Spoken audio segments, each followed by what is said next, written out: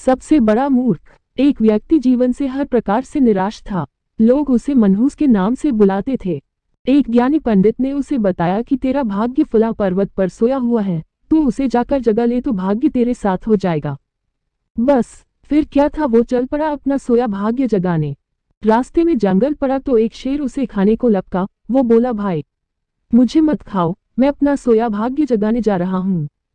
शेर ने कहा कि तुम्हारा भाग्य जाग जाए तो मेरी एक समस्या है, उसका समाधान पूछते लाना। मेरी समस्या ये है कि मैं कितना भी खाऊं, मेरा पेट भरता ही नहीं है, हर समय पेट भूख की ज्वाला से जलता रहता है। मनहूस ने कहा, ठीक है। आगे जाने पर एक किसान के घर उसने रात बिताई। बातों बातों में पता चलने पर कि वो अपना सोया भाग्य जगाने जा रहा है। किसान ने कहा कि मेरा भी एक सवाल है, अपने भाग्य से पूछकर उसका समाधान लेते आना। मेरे खेत में मैं कितनी भी मेहनत कर लूं, पैदावार अच्छी होती ही नहीं। मेरी शादी योग्य एक कन्या है, उसका विवाह इन परिस्थितियों में मैं कैसे कर पाऊंगा। मनहूस बोला, ठीक है। और आगे जाने पर वो एक राजा के घर मेहमान बना। रात्रि भोज के उपरांत राजा ने ये जानने पर कि वो अपने भाग्य को जगाने जा रहा है, उससे कहा कि मेरी परेशानी का हल भी अपने भाग्य से पूछते आना। मेरी परेशानी ये है कि कितनी भी समझदारी से राज्य चलाऊं, मेरे राज्य में अराजकता का बोलबाला ही बना रहता है। मनहूस ने उससे भी कहा, ठीक है।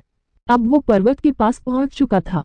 वहां पर उसने अपने सोए भाग्य को झंझोड़ कर जगाया, उठो उठो, मैं तुम्हें जगाने आया हूँ। उसके भाग्य ने एक अंगड़ाई ली और उसके साथ चल दिया। उसका भाग्य बोला, अब मैं तुम्हारे साथ हरदम रहूंगा। अब वो मनहूस न रह गया था बल्कि भाग्यशाली व्यक्ति बन गया था और अपने भाग्य की बदौलत वो सारे सवालों के जवाब जानता था। वापसी यात्रा में वो उसी राजा का मेहमान बना और राजा की परेशानी का हल बताते हुए वो बोला, चूंकि तुम एक स्त्री हो और पुरुष वेश में रहकर राजकाज संभालती हो, इसीलिए राज्य में अराजकता का बोलबाला है। तुम किसी योग्य पुरुष के साथ विवाह कर लो, दोनों मिलकर राज्य भार संभालो तो तुम्हारे राज्य में शांति स्थापित हो जाएगी। रानी बोली, तुम ही मुझसे ब्याह कर लो और यहीं रह जाओ। भाग्यशाली बन चुका वो मनहूस इनकार करते हुए बोला, नहीं नहीं, मेरा तो भाग्य जाग चुका है, तुम किसी और से विवाह कर लो। तब रानी ने अपने मंत्री से विवाह किया और सुखपूर्वक राज्य चलाने लगी। कुछ दिन राजकीय मेहमान बनने के बाद उसने वहां से विदा ली। चलते चलते वो किसान के घर पहुंचा और उसके सवाल के जवाब में बताया कि तुम्हारे खेत में 7 कलश हीरे जवाहरात के गिरे हैं। उस खजाने को निकाल लेने पर तुम्हारी जमीन उपजाऊ हो जाएगी और उस धन से तुम अपनी बेटी का ब्याह भी धूमधाम से कर सकोगे।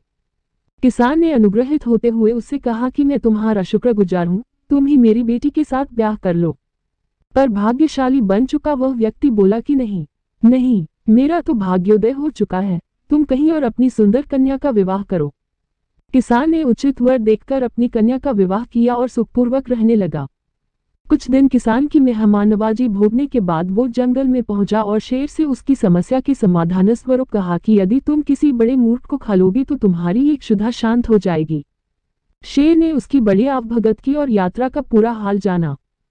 सारी बात पता चलने के बाद शेर ने कहा कि भाग्योदय होने के बाद इतने अच्छे और बड़े 2 मौके गंवाने वाले है इंसान, तुझसे बड़ा मूर्ख और कौन होगा। तुझे खाकर ही मेरी भूख शांत होगी। और इस तरह वो इंसान शेर का शिकार बनकर मृत्यु को प्राप्त हुआ। कहानी से शिक्षा, यदि आपके पास सही मौका परखने का विवेक और अवसर को पकड़ लेने का ज्ञान नहीं है तो भाग्य भी आपके पास आकर आपका कुछ भला नहीं कर सकता। दोस्तों, अक्लमंद वो ही है जो मौके को परख कर उस पर खरा उतरे। दोस्तों, आपको हमारी ये कहानी अच्छी लगी हो तो कहानी को लाइक करके चैनल